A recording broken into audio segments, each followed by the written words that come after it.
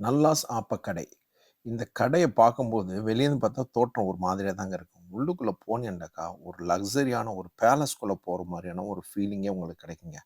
ரொம்ப அற்புதமான ஒரு ஃபீலிங்கு. ஃபேமிலியோட போனீங்கன்னாக்கா, நீங்க டைனிங் வசதி ரொம்ப அற்புதமா பண்ணி வச்சிருக்காங்க. ஃபேமிலியோட போனா நல்லா என்ஜாய் பண்ணி, உட்காந்து நல்லா பெரிய ஒரு இடமே வச்சிருக்காங்க. நல்லா போய் உட்காந்து சாப்பிட்டுட்டு வரலாம். பல வெரைட்டீஸான ஃபுட் வச்சிருக்காங்க. நீங்க என்ன ஃபுட்டு அதாவது இந்தியன் ஃபுட்டா இருக்கட்டும், நார்த் இந்தியன் ஃபுட்டு எல்லா ஃபுட்டுமே மிக்ஸ் பண்ணி வச்சிருக்காங்க. ரொம்ப டேஸ்ட்டா இருக்கு.